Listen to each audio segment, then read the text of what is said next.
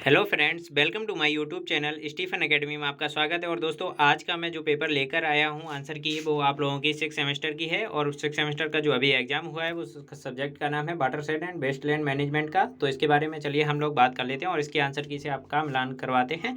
तो अपने अपने पेपर को खोल के आप लोग बैठ जाइए और अपने पहले क्वेश्चन को खोल के देख लीजिए कि आपका पहला क्वेश्चन कहाँ पर आ रहा है। मेरे पास जो बुकलेट सीरीज है वो ए नंबर की है और पेपर कोड जो है वो 6007 है। ठीक है, तो दोस्तों चलिए शुरू करते हैं। और वीडियो अगर पसंद आए तो इसे लाइक करिए। चैनल पर अगर आप लोग नए हों तो चैनल को सब्सक्राइब करके जरूर जाइएगा। इसी प्रकार की आप लोगों को आंसर की डेली प्रोवाइड कराता हूं मैं। ठीक है, इसके बाद बात करते हैं चलिए पहले क्वेश्चन की। पहला क्वेश्चन क्या है कि माइक्रो क्षेत्र बाह्य क्षेत्र का आकार जो होता है वो क्या होता है। तो माइक्रो बाह्य क्षेत्र का आकार जो होता है ये ऑप्शन डी आपका राइट होगा, 50,000 हेक्टेयर से अधिक होता है। ठीक है, अगला होगा कि शुष्क कृषि क्षेत्र के लिए राष्ट्रीय वाटरशेड विकास कार्यक्रम की जो शुरुआत हुई वो 1990 और 91 में हुई। ऑप्शन नंबर आपका डी नंबर राइट होगा। अगला क्वेश्चन है कि कौन सा जल समेट का अवयव है। तो कौन सा जल समेट का अवयव होता है, तो भूमि एवं जल संरक्षण होता है। ऑप्शन नंबर आपका बी नंबर राइट होगा। अगला क्वेश्चन होगा कि जल बाह्य जल समेट प्रबंधन का सिद्धांत होता है, तो क्या होते हैं। उपयुक्त सभी होते हैं। संसाधनों को उत्पन्न करना, संसाधनों का संरक्षण तथा संसाधनों का उपयोग करना। उपयुक्त सभी आपका डी नंबर सही होगा। ठीक है, आगे बात करते हैं कि वोल्मी वोल्मी जो है आपका ये कहाँ पर है। वोल्मी महाराष्ट्र में होता है, आपका महाराष्ट्र में स्थित है। ऑप्शन नंबर आपका औरंगाबाद महाराष्ट्र में है। ऑप्शन नंबर आपका ए नंबर राइट होगा। ठीक है, इसके बाद बात करते हैं अगला है कि जलमग्नता को कैसे रोका जा सकता है। तो जलमग्नता को मृदा संरचना को सुधार कर, चारों तरफ बड़े वृक्षों को लगाकर, मेड़ में पौधों को उगाकर, मतलब उपयुक्त सभी के द्वारा रोका जा सकता है। ऑप्शन डी नंबर आपका राइट होगा। अगला क्वेश्चन है कि लवण प्रतिरोधी फसल है। तो लवण प्रतिरोधी फसल जो है वो कौन सी होती है, वो जौ होती है। ऑप्शन नंबर आपका सी नंबर राइट होगा।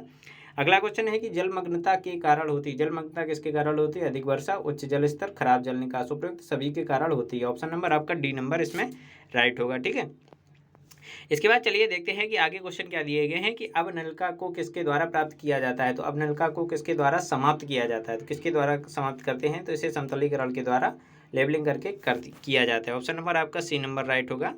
इसी प्रकार देखते हैं कि आगे लवड़ी मृदा को जाना जाता है। तो लवड़ी मृदा को जो जानते हैं तो वो सोलन चौक के नाम से जानते हैं। ऑप्शन नंबर आपका इसमें क्या होगा कि बी नंबर राइट होगा। ठीक है, इसमें आपका बी नंबर राइट होगा। अगला क्वेश्चन है कि लवड़ों की सफ़ेद परतें मुख्यतः किस मृदा में पाई जाती हैं। तो ये सैलाइन मृदा में पाई जाती हैं। ठीक है, आपका ऑप्शन नंबर आपका सी नंबर राइट होगा। इसके बाद देखते हैं अगला है कि आपका NBSS और LUP इज सिचुएटेड। तो ये कहाँ पर स्थित है। तो ये आपका नागपुर में स्थित है। कहाँ पर है, नागपुर में स्थित है। ऑप्शन नंबर आपका बी नंबर राइट होगा। अगला क्वेश्चन है कि जलमग्नता का प्रभाव जो होता है वो किस पर पड़ता है। तो जलमग्नता का जो प्रभाव होता है क्या होता है कि मृदा ताप का गिरना, वायु संचार का खराब होना, पोषक तत्वों का निक्षालन।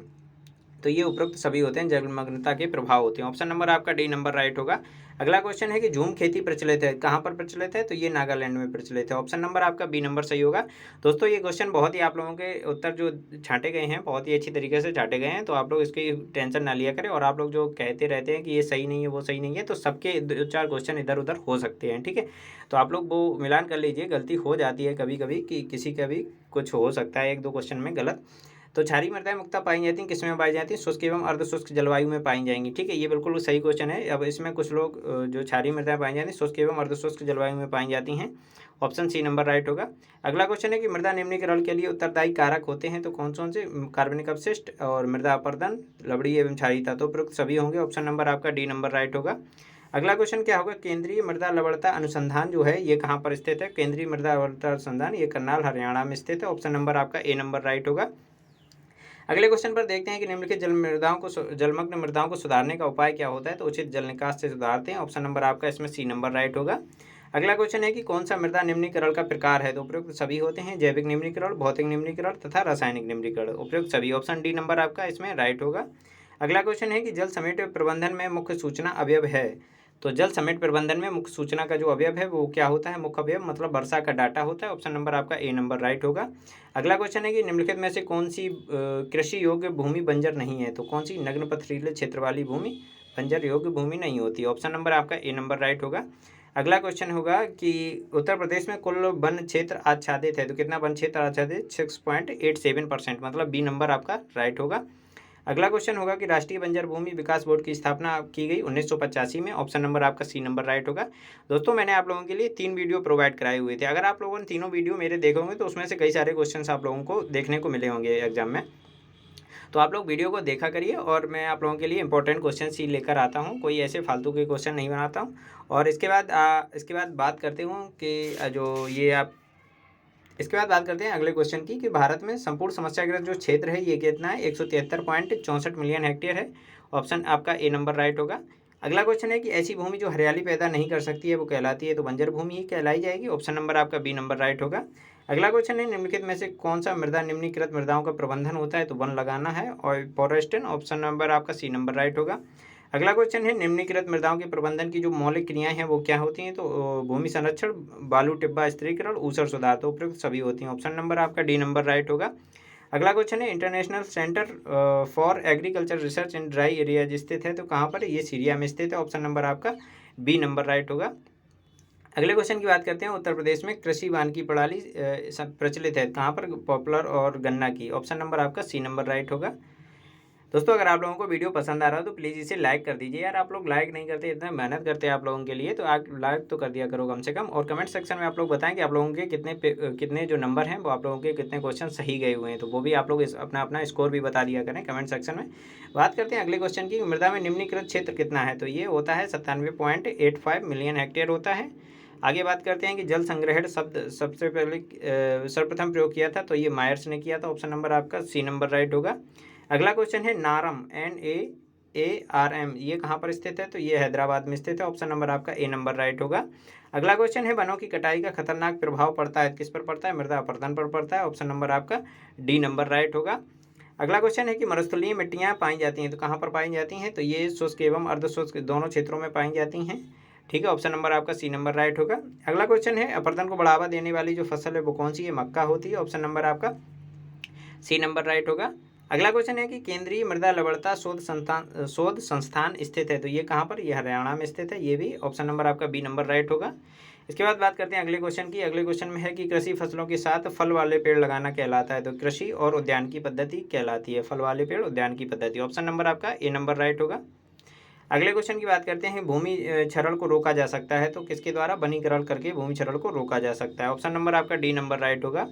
अगला क्वेश्चन है कि क्षारीय मृदा का सुधार किया जाता है, तो क्षारीय मृदा का जो सुधार है वो किससे करते हैं, वो जिप्सम के द्वारा करते हैं। ठीक है, ऑप्शन आपका बी नंबर राइट होगा इसमें। नेक्स्ट क्वेश्चन पर आते हैं, तो नेक्स्ट क्वेश्चन में बात की गई है कि लवणीय मृदा को किसके उपयोग द्वारा पुनः प्राप्त किया जा सकता है, तो इसे गोबर की खाद और लीचिंग के द्वारा पुनः प्राप्त कर सकते हैं। ऑप्शन डी नंबर राइट होगा। अगला है कि भारत में कुल जलमग्न जो क्षेत्र है वो कितना है, तो ये 9.48 पर ऑप्शन दिया गया है, यही आपका सही होगा। जो एग्जिट होता है वो होता है 11 मतलब 11.6 मिलियन हेक्टेयर जो होता है, ये आपका एकदम कंफर्म होता है। ठीक है, तो इसमें कोई 11 वाला कोई ऑप्शन नहीं है, तो 9.48 मिलियन हेक्टेयर जो है यही आपका सही होगा। अगला होगा कि अंतर्राष्ट्रीय सिंचाई प्रबंधन संस्थान स्थित है, कहाँ पर है, ये श्रीलंका में स्थित है। ऑप्शन नंबर आपका सी नंबर राइट होगा।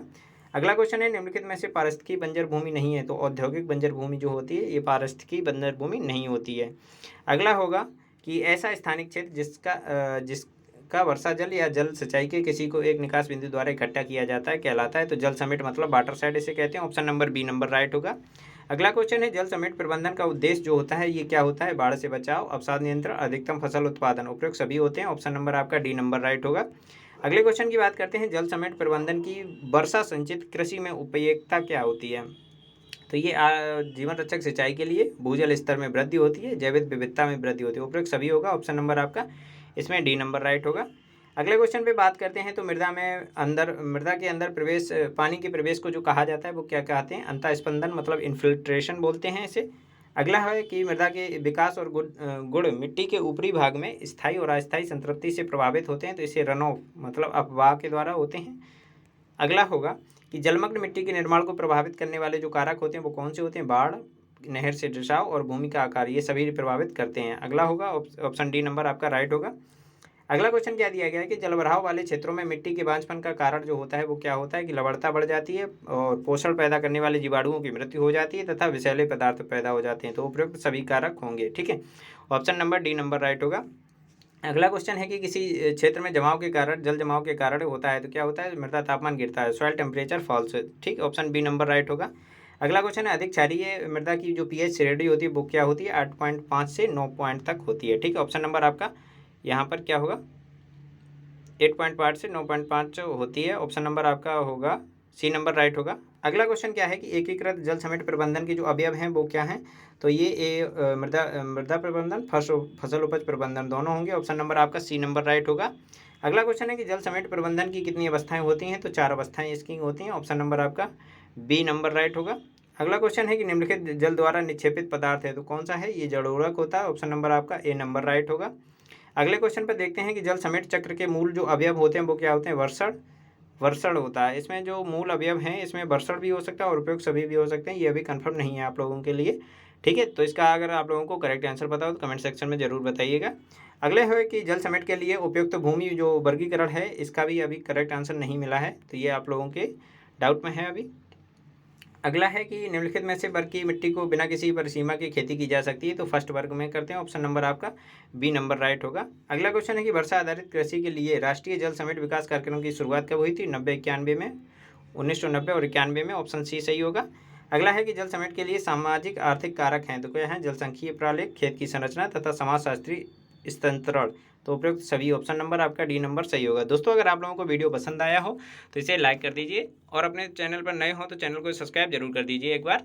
और इसके बाद आप लोगों को कितना स्कोर बना है वो आप लोग कमेंट सेक्शन में जरूर बताइएगा। चलिए मिलते हैं आप लोगों को नेक्स्ट वीडियो में नेक्स्ट टॉपिक के साथ, तब तक के लिए धन्यवाद।